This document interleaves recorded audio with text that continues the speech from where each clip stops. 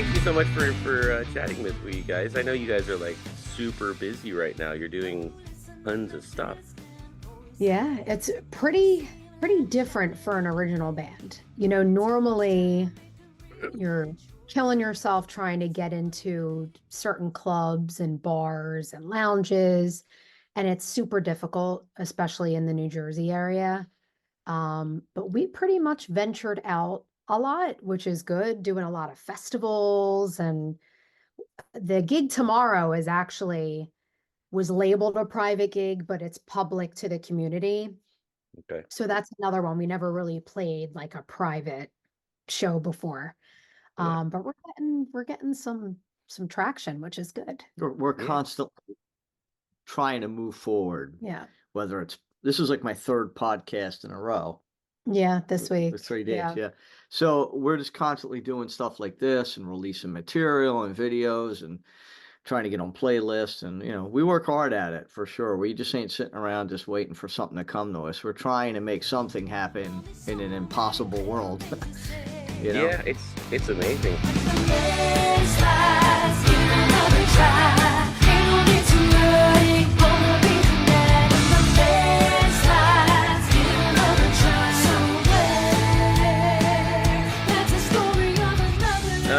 So let's talk about Seems Like Tuesday. First of all, how'd you come up with the name? I'm gonna turn it over to him Yeah, because this was his thing. Vision. Yeah. I wanted a band name that didn't categorize us to one style of music. That was my first thing. 2, I wanted to stay away from any sort of number, Blink 182 or Sum 41 or bands. I just wanted to stay away from the numbers.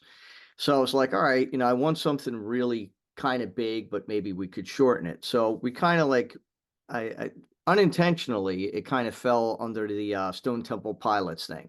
So where our name's like Seems Like Tuesday, and then you could shorten it and make it SLT, where they used to make it STP or whatever.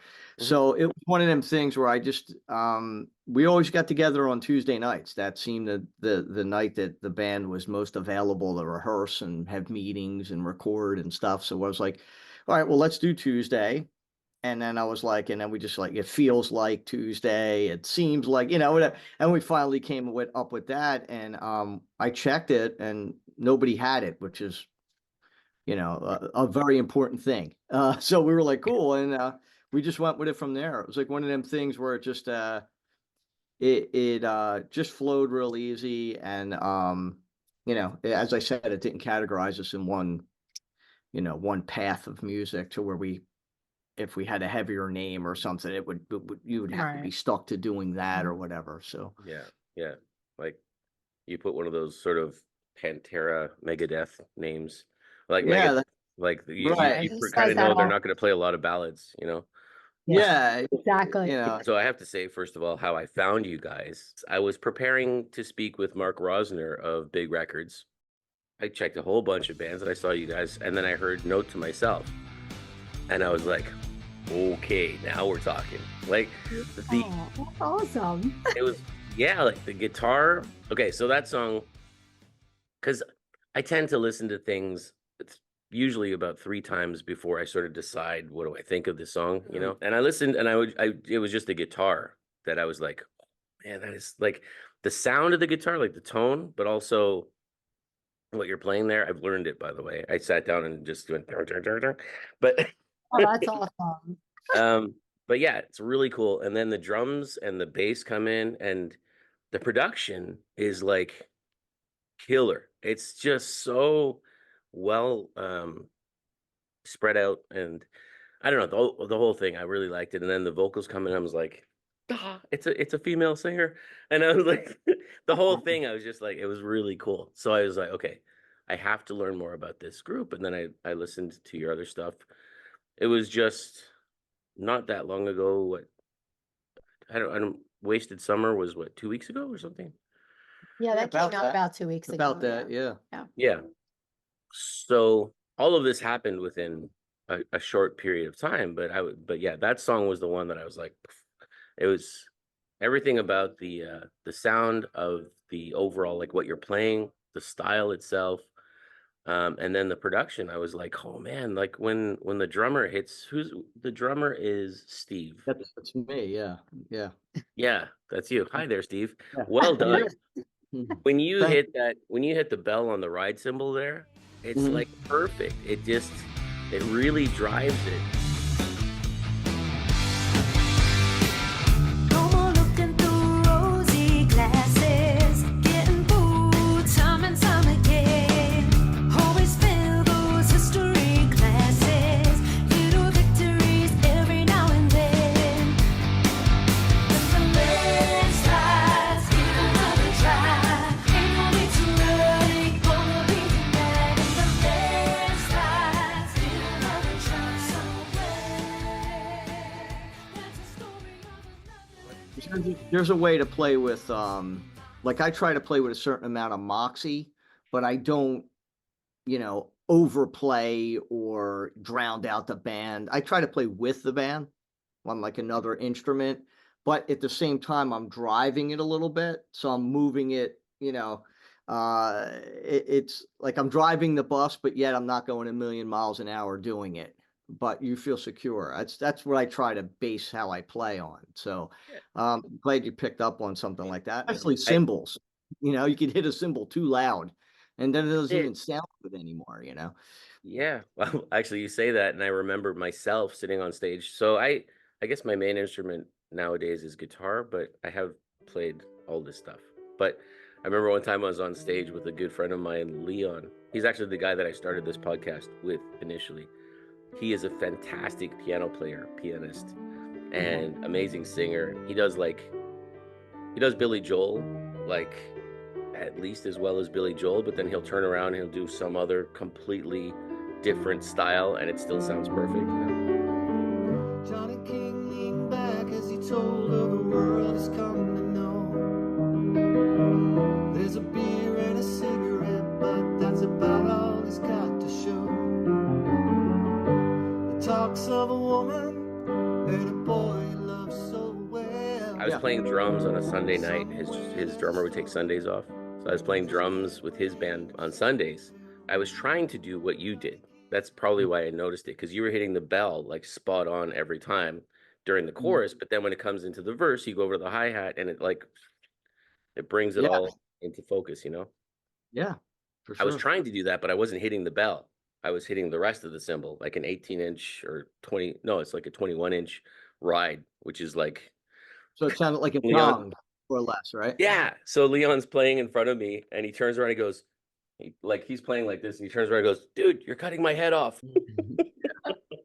Sorry.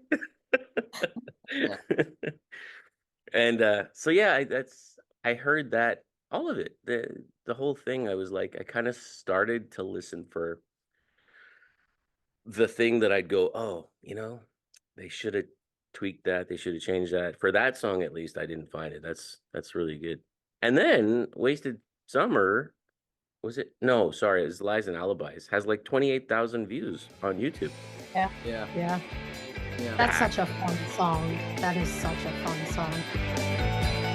My love says the time is ticking. Gotta make a move and make it fast. I don't know what you've been told, but I don't move like that, baby. Don't you know how to make it last? Girl, I know the game we're playing. Up, down, been around a time or two. Yeah, I know the games we play, but it's so hard to choose. Keep it fair or we both lose. And obviously we strategically place it in the set, right? Like even if it's after, I don't know, I forget anything. Yeah. It's normally like, all right, like we're ready now. We just played we like kinda put 6 that- songs We and kind of we're- played that like mid-set. Yeah. And that's Yeah. the divider, but that's the one that the band gets really amped up for. And, we're so consistent on that song, from the beats per minute to Yeah. the solo execution to the bended notes. We play it exactly right every single time. And, that's a good, that's a real fun song because we have, it's basically, it was based off of that Meatloaf tune. What's it? Dashboard. Is that what it is? Yeah, Paradise by the Dashboard Light. Yeah. where he's arguing with the girl. Stop right there. I gotta know right now. Before we go any further, do you love me? Will you love me forever? That's pretty much what that song was based off of. That was our idea going in, that Billy was going to go back and forth with Erica, and they were going to basically be arguing, and it wound up being a relationship argument. Right. Yeah. And that's where we had the double vocal kind of going back and forth, and then you don't want to hear her no more, and she's angry, typical husband and wife kind of stuff. And the song just came together. I mean, immediately. The guitar player went, I was like, okay, it sounds kind of like Billy Squier. I was like, I'm into it. I start playing a beat, and I was like, all right, we needed a working title, and I was like, Lies and Alibis. It was that quick, like literally 10 seconds. Boom. The verse and like the title, and then we came up with the chorus and some of the changes and stuff, but very organic, very quick. Not a lot of thought went into that, and I think that's why it feels so good, because it's not over processed.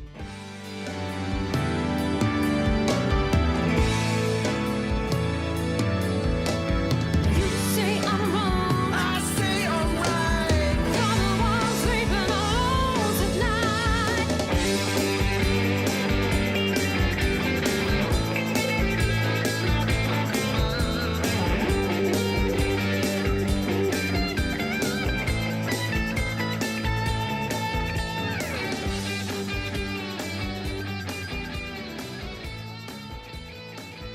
Is that sort of like the normal?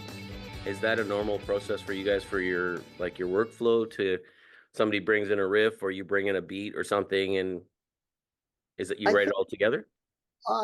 This band, out of every band I've ever been in, because I've been in quite a few original bands, everything comes from a different direction.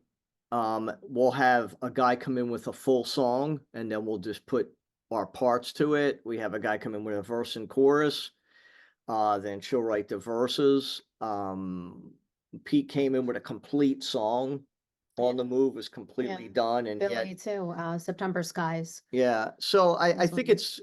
it's definitely like somebody will come in with a general idea, but the band 100% has its stamp on it, and Right. nobody's telling anybody what they have to play. Right. It's kind of like, okay, this works, and that's what we're gonna, if we hit an A chord and it sounds good, nobody's like, all right, well, let's play the fifth of that. We don't overthink it, right? If it sounds good and it feels good, we go for it. But to answer your question, I think it's every possible way you could write a song, from coming Yeah. in with a drum beat to a guitar riff to just lyrics to just, a bridge, and we have to write the rest of the song. We're lucky we have really good writers in this band, and we have seasoned players, and I think that we execute well together. There's none of that, like, you have to do this, or this is my song, so whatever. It's none of it's like that. Yeah. It's pretty fun writing with this group. And Steve is pretty good at redirecting, if, just to make the song different, whether it be a breakdown in the middle, or, how about we do a key change here, or how Yeah, about, like the key change, I'll note to myself where it goes up. The last, I was like, all right, dude, that's ran its course. Let's hit a key change at the end, and boom, we hit the key. So we all have our ideas and yeah, our stamp on things. yeah. It's a good mix though. I think that's So- one of the great things about being a live band and people who have played in bands for years and stuff like that. So you guys know that sort of that flow of how things sometimes go. Like when I'm thinking about bands that I've been in the past where, like I'll hear the drummer playing and then suddenly he'll hit the snare like a little, like a half beat, an eighth note before he's supposed to hit it. And I'm Mhm. like, oh, here we go. Something's about to happen. Let's Yeah. see, Yeah. let's see Yeah. what's going on. Yeah, exactly. So when you can roll with it like that, you end up coming up with ideas that any one of you individually might not be able to come up with, because you, like what you're just saying, you have this creative group of people who are very experienced. So you're not limited by the technical part of, oh, I think it should go da da da, and I can't do that. You don't have that. Like, one of the things that I loved listening to more than just one or two songs was that you all sing. Like Eric, I was introduced to you from Note to Myself, and I thought, okay, this is the lead singer of the band. And then the next song I listened to was Lies and Alibis, and I was like, okay, they have kind of two lead singers. Maybe it was just because it was that duet kind of format, like you just talked about. And then I see September Skies, Yeah. and I was like, wait a minute, isn't that the drummer? Hold on a second. I found a note in my dresser drawer that I never got round to give you. And now I'll never get the chance. No, no. It says all the things that I wanted to say, but never got round to tell you. And now I'll never get the chance. Now I'll never get the chance. Now the rain's tapping on my window, and I never felt so alone. When I saw the video, I said, like, I heard a guy's voice, and I saw at the video starts off, I believe it's with you, Steve. You're the guy who reaches into the drawer and takes out the note, right? And I Yeah. was like, oh, the drummer's singing, but then it's not you singing. It's just the video starts with you. Yeah. Yeah, the video starts with me.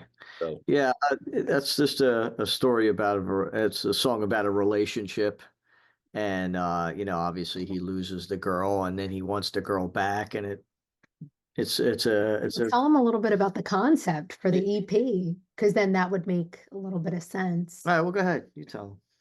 So a lot of heartbreak, obviously. looking for one. Looking for a heartbreak. Beautiful day for a broken heart. Actually, Lies and Alibis was the first song on the EP. So we did a conceptual EP where, man and woman, they're fighting. The female's looking for a heartbreak. She's looking to get out. Then finally, it is a beautiful day for a broken heart. And then what was next? The September Sky. September Skies. And then in the video of September Skies, you could hear when he's like rummaging through the drawers, you could hear looking for a heartbreak Yes. in the beginning. Yeah. So I was going to mention, I like that. yeah, absolutely. Yeah, so those four songs were a conceptual piece of music.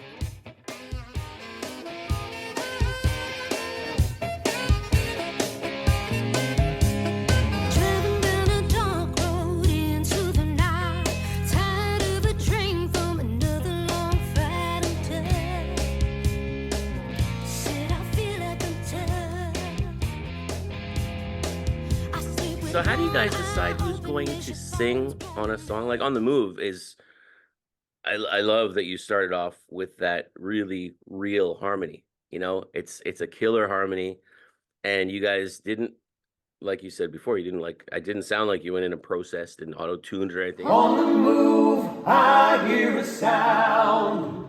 We should try some other town. There was a trick to that.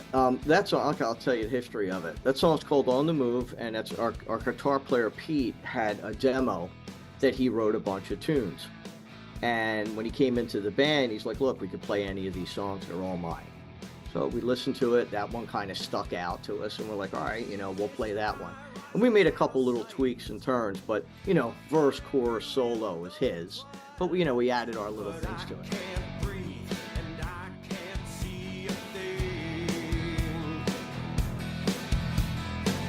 An image on the video wall, a place is seen, song that just called my name. Won't you come and stay?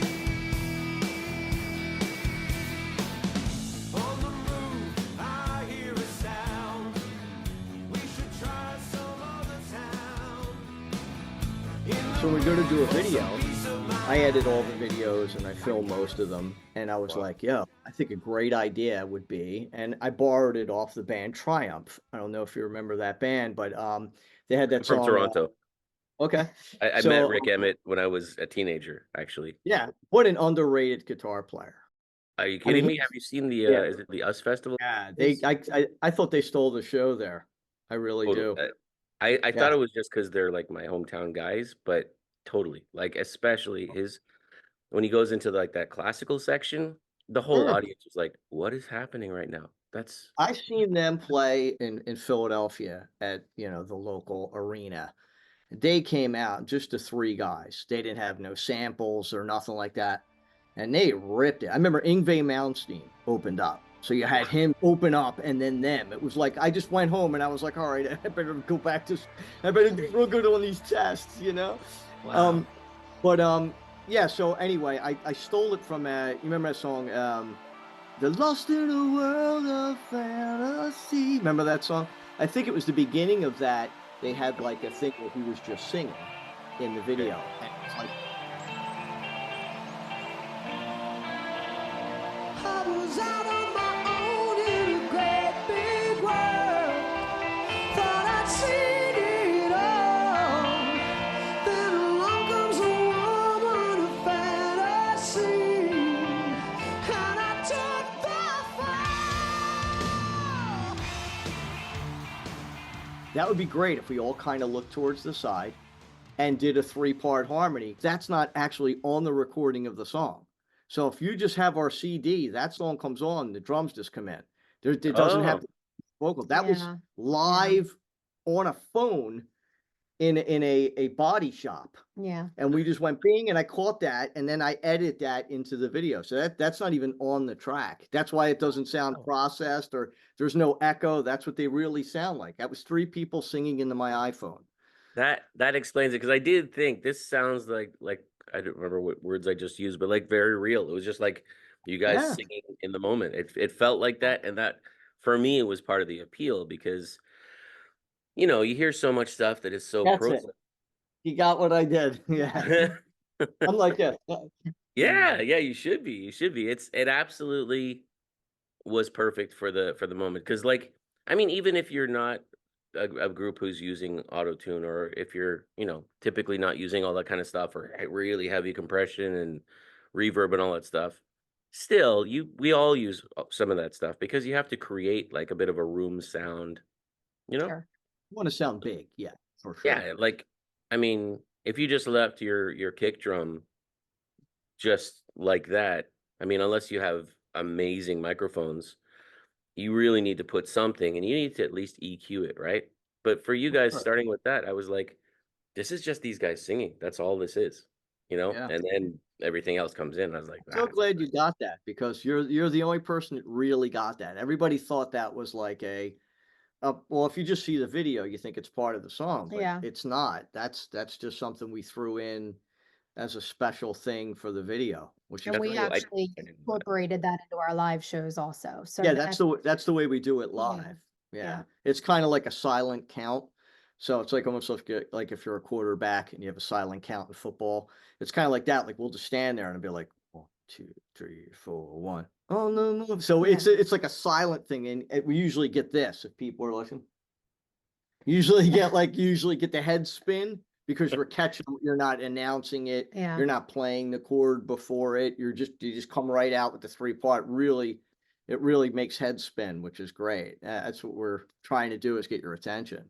And that's not easy as well. Like, I'm not sure how many people watching this right now are musicians or have sung in bands and stuff like that. But one of the things is the timing, which, like you talked about, like we used to sometimes just do like a open and closing the hi-hat, Yeah. which kind of gives it away, right? But hitting the first note, you don't have a reference note. Like, I don't know if anybody in your band has perfect pitch, but we definitely didn't. Oh, you do? Oh, Oh, the wow. beat, an assassin. Ella Fitzgerald, back in the day, the players, like the horn players and stuff like that, they used to tune to her voice. She'd say, "Ella, give me an A." She'd go, "Huh?" It was Yeah. that wasn't an A, I know. Right.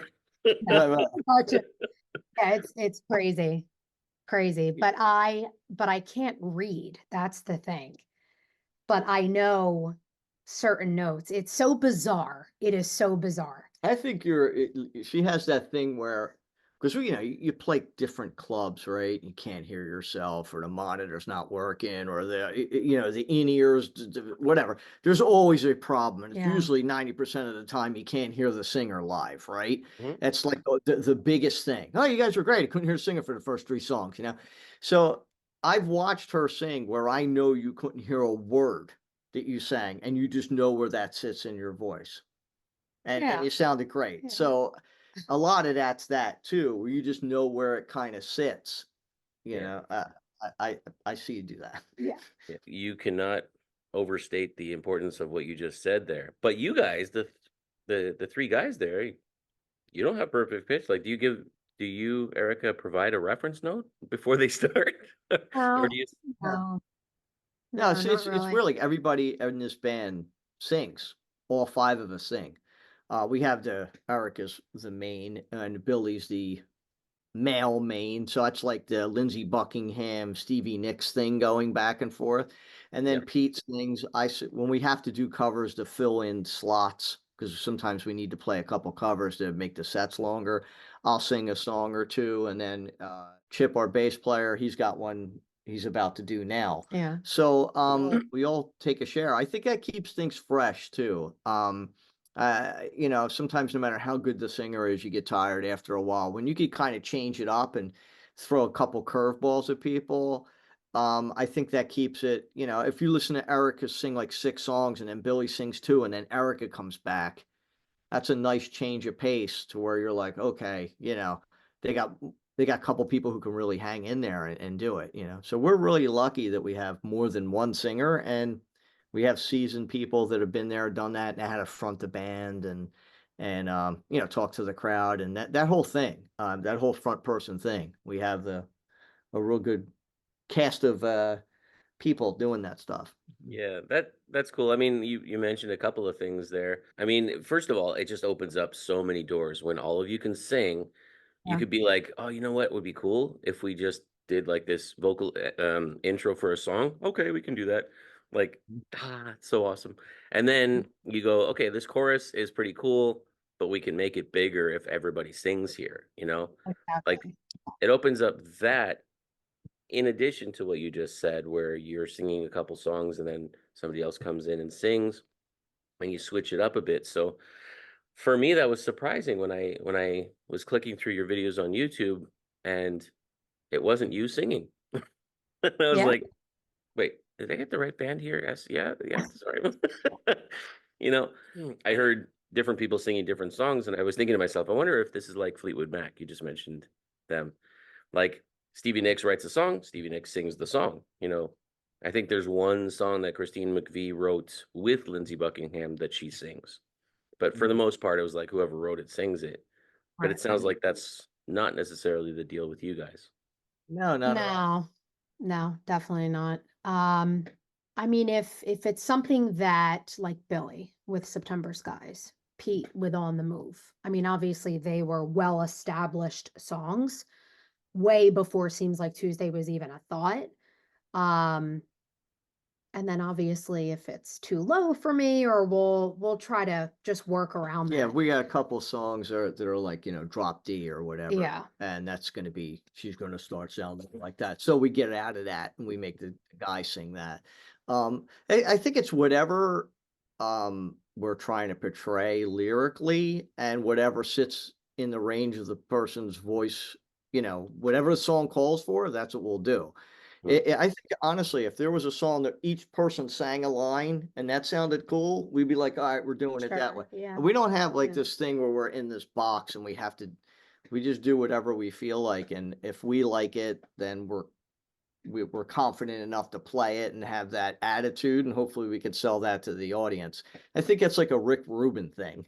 I heard him say that one time. He's like, write songs for you. And then once you're true to yourself, then the people will get it. The minute you try to write something for something else, you're not being true to yourself, and that won't come across as genuine. I'm a true believer of that. You know, if I think this shirt looks good, I'm going to be able to rock it. If I don't think it looks good, I'm not going to be able to sell the fact that I'm confident in the shirt, right? And so it's kind of all goes in the same thing, you know. Yeah, that totally makes sense. I remember years ago seeing a documentary where they had interviewed just tons of like guitar hero type guys, you know, and they were asking, so like, how do you develop that sound? How do you play so well, basically? And one of the things, of course, is practice a lot. But then the other thing, one of the guys said, just serve the song. Like, don't play something that's going to make you look like a guitar god. That's not the goal. The goal is to serve the song. And then if serving the song means play fast, then play fast. If it means be a little slower, a little more melodic, then do that, you know? You described Neil Sean, basically. Yes. Where a guy like he could play this tasteful thing, but you know he could shred. He just gives you a little bit, and then he gets out of there and plays Yeah. real memorable. When you can hum the person's solo note for.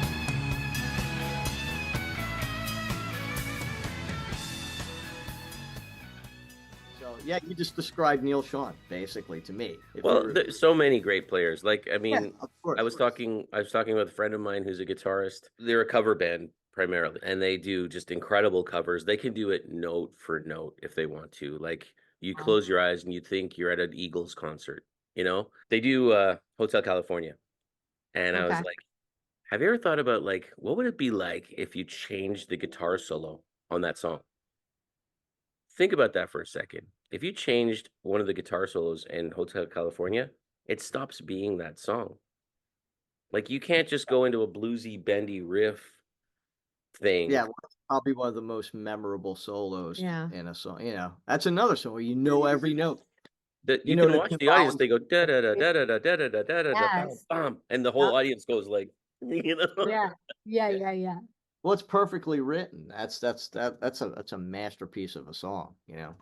Yeah, it's amazing. You guys did that Patti Smith song, Yeah. Because the Night, you know? Really well Or done. somebody was like, "You got to record Because Tonight." You Oh have to. yeah. So we got the rights to do that. We actually sent for all the copyright and registrations and all that, and we did everything the right way, legally. Take me now, baby, here as I am. Pull me close and try to understand. Desire is a hunger, is the fire I breathe. Love is a banquet on which we feed. Come on now, try and understand the way I feel when I'm in your hands. Take my hand, come undercover. They can't hurt you now, can't hurt you now, can't hurt you now. Because the night belongs to lovers. Because the night. You know, you guys put your personality into that song. You know, I mean, one of the things that I love talking with you guys, I suspected that we would have a conversation like this where you guys are live players. You know what it means to be on a stage with an audience in front of you. Like Dave Grohl says that he tries to always do a song in front of a couple audiences before they record it, before they go to the studio, because he'll know which parts work, which parts are weak, which parts he kind of lose the audience. And you guys definitely have that sense of how songs ebb and flow, you know? Sure. Yeah. Yep. You can hear that in your recordings, which it keeps on coming back to me, what you said about like over processed, you know? Yeah. People lose sight of that sometimes. It's so easy to do nowadays because everything's on our laptops. It's like you don't need to go spend $10,000 to get a compressor. It's just there on your computer. Right. So it's easy to press buttons and go doop doop doop doop doo. This is fun. But then when you listen to it, it sounds like it came out of a can of Spam, you know? It's Yeah. like Yeah. I think coming from a recording, because I work real close with our mixer and engineer, this guy Dave Piron. I work very close with him on all the mixes and stuff. And you know, like 1 dB up, 2 dB down, like that simple of a change can affect the other. Like for instance, like you'll have like you know, like just say the bass player will be like, "Yo, you know, can you turn my bass up on that point?" For instance, that one change affects the other 13 changes I made this week. Mhm. You know, there's only so much sonic space, and that will maybe cancel out the bass drum, or it'll muddy up something else, or you won't hear the echo here. So I think everything has to be dialed in right, and I think that it's all about servicing the song, not overdoing it, but making it sound professional at the same time. So it's a very it's a fine line between all them dynamics, and Yeah. I think you know, certain songs I think we really nailed it, and you know, certain songs you know, we came pretty damn close to it. So you know, there's not an endless cesspool of cash that we could sit there and mix a record for 2 years like Pyromania or anything. So we're on a limited budget. We got to do what we got to do, but we're very happy on what we got out of our stuff so far. and what we Yeah. put out. And you should be. Like- It sounds like it. It sounds like you put time and thought into that and years of experience.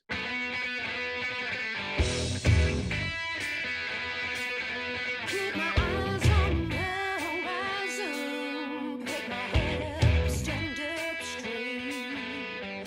Gonna enjoy the sunshine, babe. There's only so much that I can take. Let the clouds just pass you by. Been a while, but I'm doing right. Beautiful day, can't take away the beautiful pain of the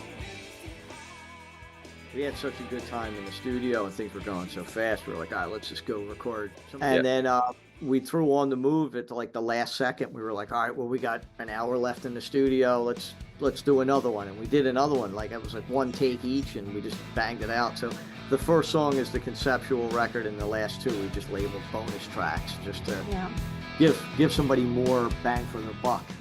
This eye rises out of sight.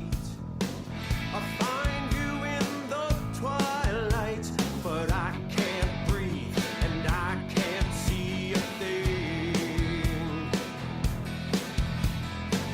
An image on the video wall, a place is seen, song that just called my name. Won't you come and stay? On the move, I hear a sound. Yeah, I did know that you guys went in to record an EP. And then, and then I heard the other stuff and I wasn't sure how that fit. So thank you for explaining that, Well, Note to Myself and Wasted Summer. And we got another song coming out called Sunlight Blinds. So if you'd like to do a preview, And- Yeah, you'd be the first one that Yeah. we send it to. So I That's literally awesome. got it done 2 days ago. Yeah. And we're waiting to send it to like a stream, like the TuneCore or CD Baby thing because we're waiting for the artwork to get finished. So you'll have the first crack at it. Or listen- wow, holy, that's pretty cool. Yeah. Thank you guys. That's awesome.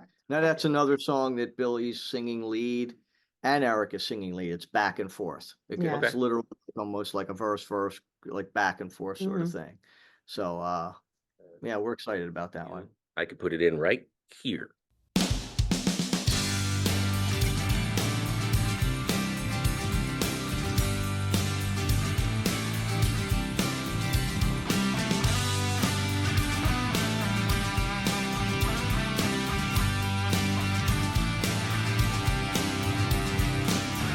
Gray sunset creeping over the beach. Welcome to another day. Black water washing on the shore. What can I do about it anyway? Can a person really make a change? Never ever know till someone tries. Oh, no to tell from black or white. Oh, I don't know how sunlight flies. We're slated for, just so I could say this, for Mhm. our next EP, early winter 2025. So that's when that's coming for the next EP. We'll have a release party and do the big thing like we did last time, and it worked out real well for us.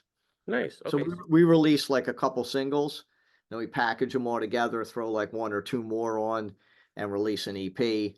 And that's the format that we're going to go with. Instead of just releasing a whole album, you just kind of give everybody too much. Maybe I would rather like stay relevant and keep putting out stuff instead of just putting everything out and then it's forgotten. Yeah, I mean, actually, I've spoken to quite a few musicians at this point who have said that. One of them was Lorenza Wildcard, and she's about to release a new single. Okay, so this is a segment I sometimes bring into episodes of Our Mind on Music. It's either called Jeremy from the Future or Jeremy from the Past. I guess this is Jeremy from the Future speaking. After recording my conversation with Erica and Steve from Seems Like Tuesday, I mentioned to Lorenza Wildcard that we had talked about her upcoming single. Today is Friday, September the 13th. Lorenza is releasing her latest single called MADHOUSE tomorrow, September 14th.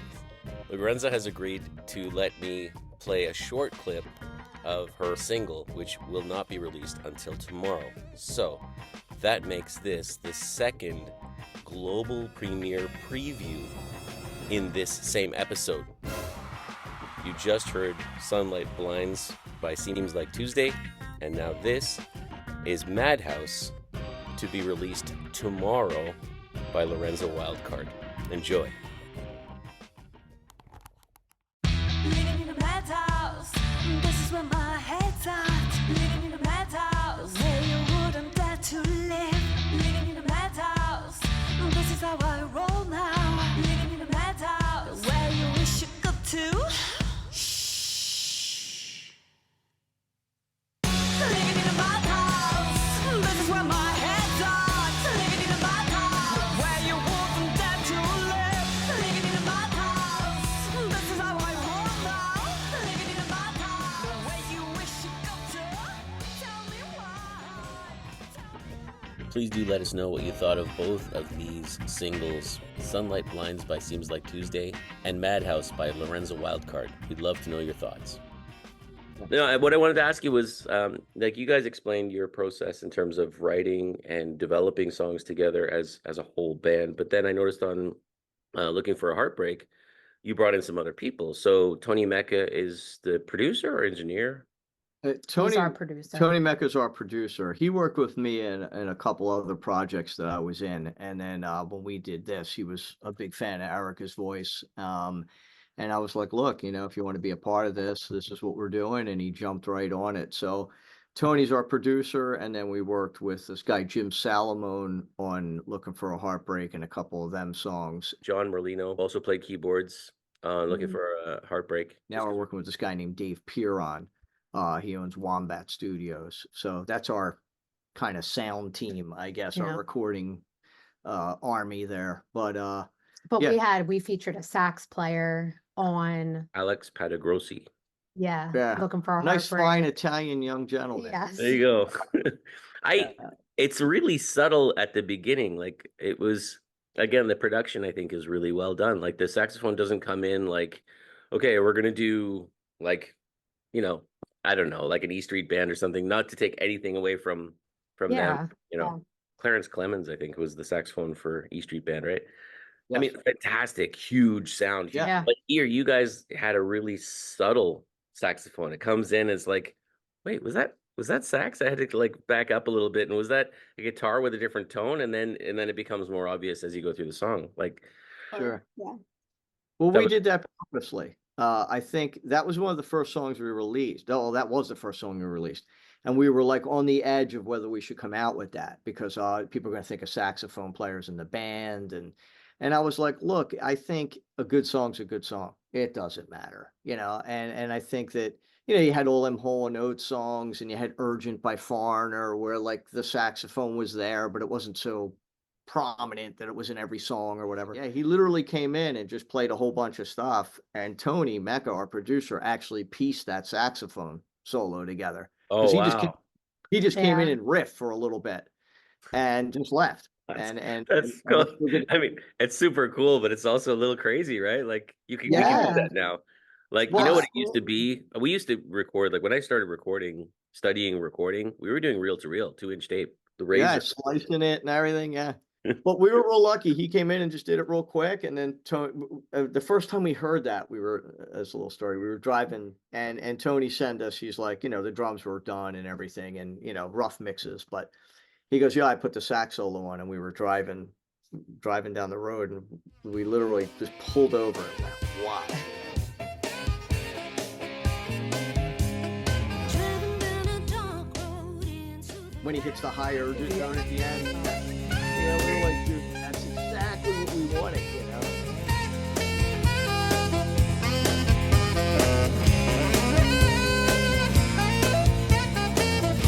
So it was so good that we were like, yo, we're going to release it first. And if people think a saxophone player's in the band, then we don't care. You know, a good song's a good song. Yeah.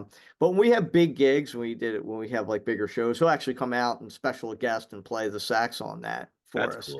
cool. If not, our guitar player does a guitar solo, it kind of emulates that somewhat. So we get the best of both worlds. We could do it rock style, or we could bring out the dude to play sax. I have to say something though. ahead. I would say every live show, obviously we don't, as Steve just mentioned, we don't have Alex all the time.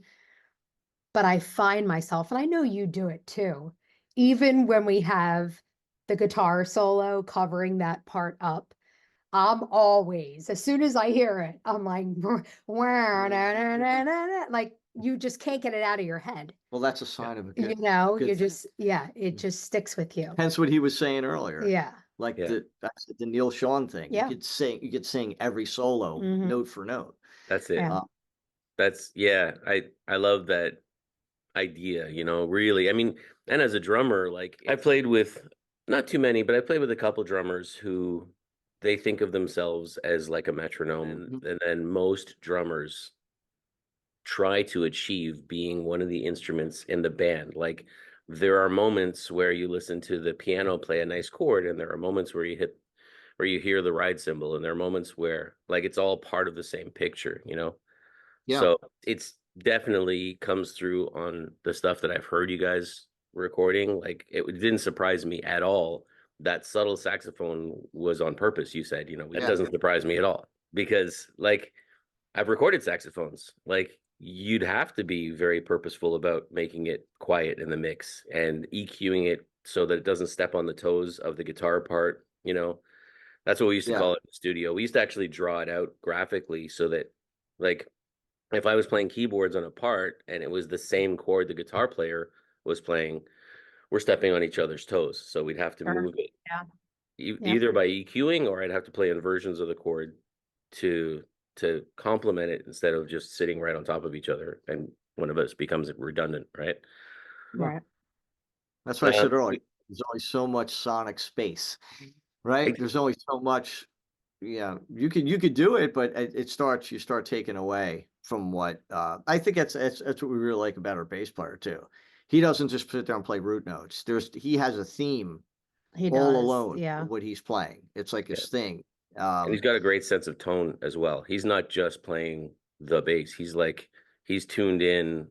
So when he wants it to like jump out, it does, Yeah. Yep. Yeah, everybody's very self-conscious. Like you're getting our band, so this is pretty cool. We're talking to somebody who gets what we're doing. Yeah. People usually just turn on a song and be like, "Oh, it's a good song, it's a bad song." I really like the vocals, but you're understanding all them little tweaks and how we're dialing certain things in, and all that's work. Yeah, respect to you for hearing all that stuff. Thank It actually you. feels Yeah, well, good. Yeah. I'm thankful to you guys, because I mean, my whole thing with Our Mind on Music is that what I want to do is take people like yourselves who are really putting thought, time, effort into making this great music, and then the listeners who could just listen to it, think good song, bad song, but hopefully by having by hearing this conversation, they'll go back and they'll listen to it again with different ears. Sure. Yeah. Yeah. Yep. I think it's every band or songwriter's goal is the rewind moment. Yeah. We call it the rewind moment. It's like, well, like if you listen to Note to Myself, I'll tell you something you probably didn't hear. Going into the guitar solo, there's all kinds of like stuff going on there, but underneath the guitar solo, there's actually a ukulele, very subtly in the background, and it sounds like kind of like a wooden percussion instrument. But then you'll hear the notes change. But there's an actual ukulele on that part, and nobody hears it until I tell them. And then they're like, "Oh yeah, I did hear that." But at the same time, when we took it out of the mix, you missed it. So it's one of them things you really got to dial in. But it was a really strange place to put it. Yeah. And there's like a Leslie guitar solo on top of it, so it's Yeah. got that effect. Yeah. That's one of them things where now you'll hear it, you'll rewind it because it's there now. So Right. we try to do we call it the rewind moment. Well, I'm gonna play a clip of that right here in the episode, and I'm not gonna re-EQ it or anything to feature that, like in the Sure. frequency. I'll just play it like you guys recorded. It's very subtle. I think it's really only in the one speaker too, if I remember.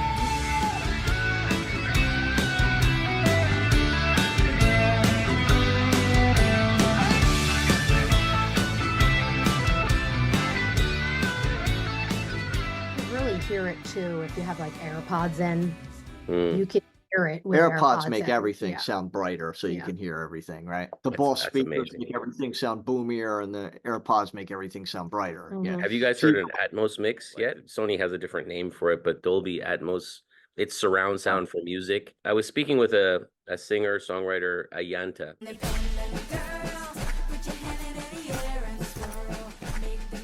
She's also a fantastic producer, and she was telling me about Atmos. She has an Atmos studio now in her home. Oh my goodness. If you have a moment, because a lot of music now on Apple Music, etc., like that, they're featuring that you can listen to it through Atmos. I'm Because, writing it down. yeah, ATMOS, Atmos. I can imagine your music through that. Like when you put on those earbuds, imagine that you're sitting on the stage in the middle of the band playing.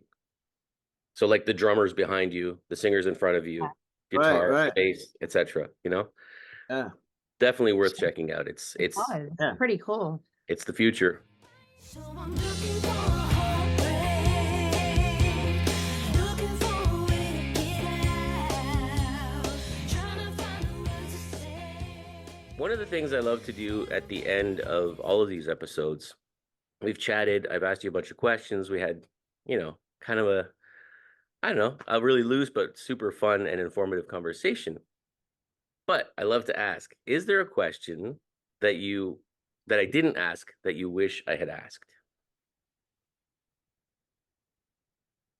I'm gonna say something real quick.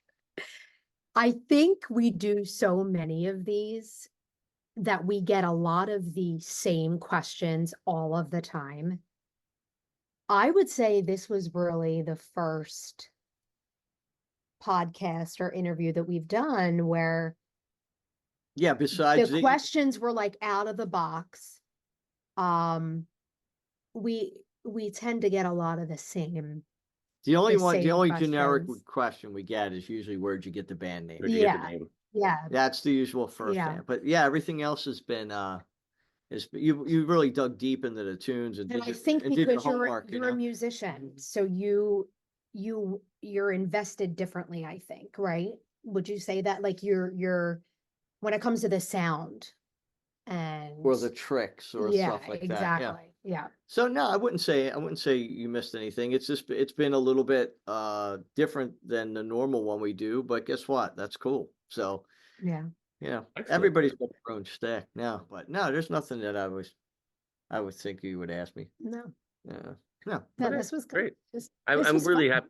I'm really happy to hear that because I do spend a lot of time looking all this stuff up and listening carefully, and so when it feels like it was worthwhile for you guys to spend the time talking, I appreciate it. Absolutely. Oh, yeah, anytime. Absolutely. Yeah, we had fun with this one for sure. Good.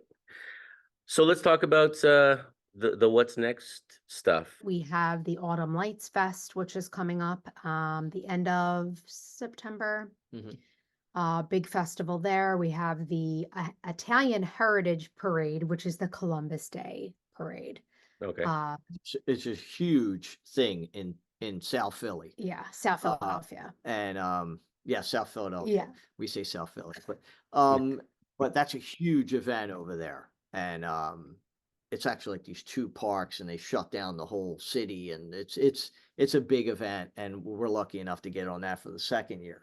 Yeah, absolutely. Yeah, like original bands just don't play that thing.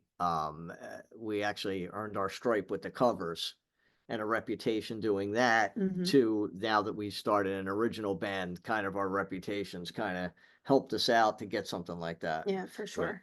We And- also have the Marine Corps birthday birthday celebration that we do every year. So Okay. that's fun. Nice. So there are lots of opportunities for people to see you live. I've talked about your YouTube channel. I recommend to everybody. People at this point in the episode will have seen some examples of your music and the videos that you put together. I actually have written a mini blog post about you guys. And Really? Thank yeah, you. excuse me. One of the things that I said was, be warned, when you listen to Wasted Summer, that chorus is going to be in your head for at least the next 24 hours. That like I couldn't get out of my head. I was like, listen to other music, do something. Like Yeah, yeah. it's just Yeah, that one is really like, I know it's really, really new, so you're not really sure how the reception is just yet. Like, but yeah, that one is one that sticks in your head. It's really great. Yeah, Yeah. thank you. Well, I think one of the biggest compliments we got from that is one of my best friends. He's like a thrash guy. You know, he listens to real heavy music and all.